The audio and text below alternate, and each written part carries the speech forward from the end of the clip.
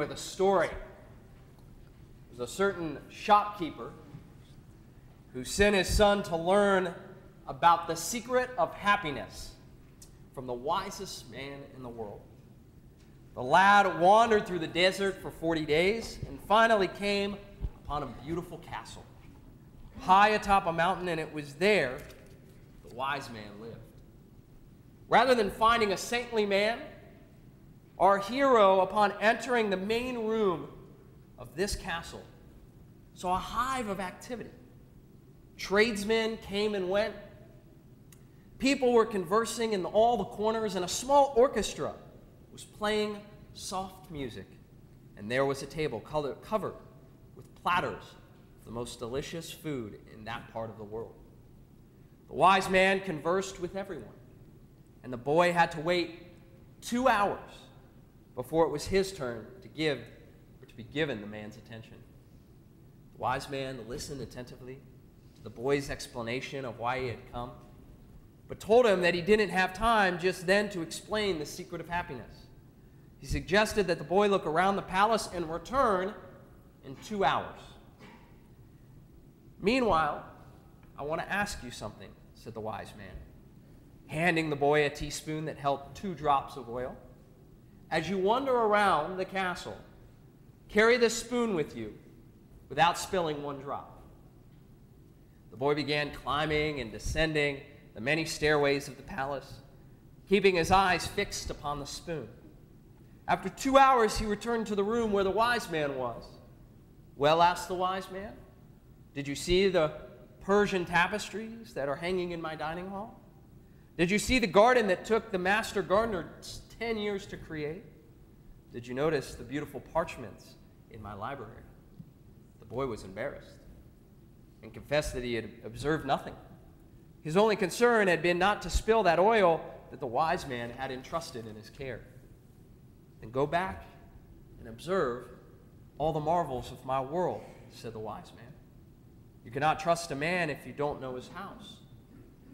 Relieved, the boy picked up the spoon and returned to his exploration of the palace, this time observing all the works of art on the ceilings and on the walls.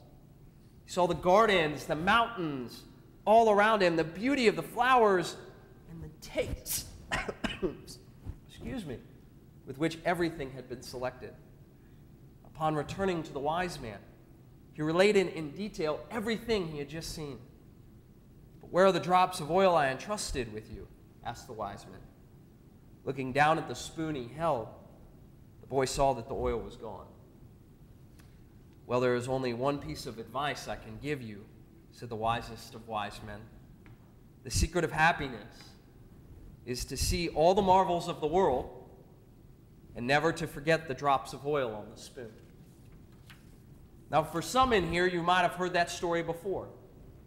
It actually is found in Paulo Coelho's novel, The Alchemist.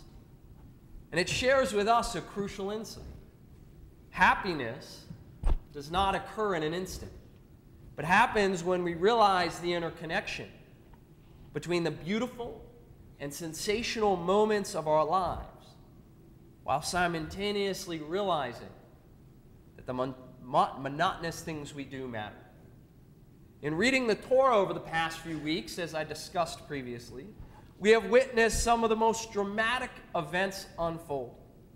We learned 2 weeks ago of the great redemption from Egypt, culminating with the miraculous events standing at the shores of the sea.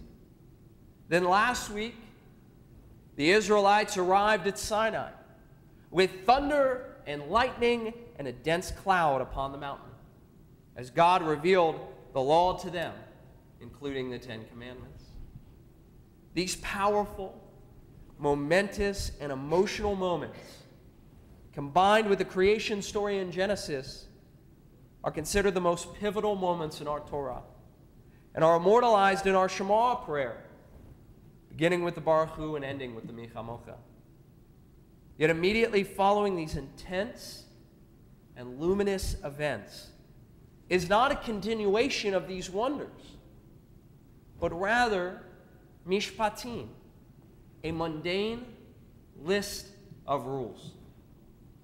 Similar to the idea espoused in our story from before, according to the text, the joys in life are not uncovered only in their relationship to the monumental moments, but also in its infusion with our daily and sometimes dull routines.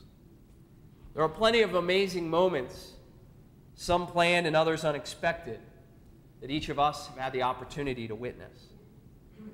Many know they will find great pleasure in attending a wedding or a bris, for it reminds them of the simplicities of love and the joyous beginnings about to play out. For some, it is the spontaneity of nature's beauty, like the first day of spring, a clear evening sky, or a rainbow following a storm, which uplifts us. Still others find happiness with surprises, like a thoughtful birthday present, a marriage proposal, or a generous offerings of oneself to aid or to help. However, while these moments no doubt bring great joy to our lives, they are fleeting. For as quickly as they come, they instantly become a memory. And due to this, it is crucial to find joy in the everyday experiences, which sometimes many may take for granted. We busy ourselves with many daily routines that make it difficult to concentrate on the essential questions of happiness. Yet at the core of our patterns each day are three questions that can be very influential to finding joyous moments in every aspect of life. How are our actions affecting the development and growth of our relationships with those we care about?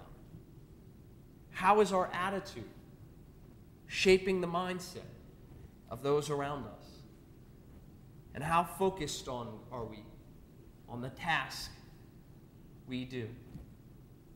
By asking these questions, we become aware that happiness is interconnected to our approach to situations, rather than just the pleasantries of external wonders, thus allowing us the ability to balance spoonfuls of oil while marveling at the world's palace. Shabbat Shalom.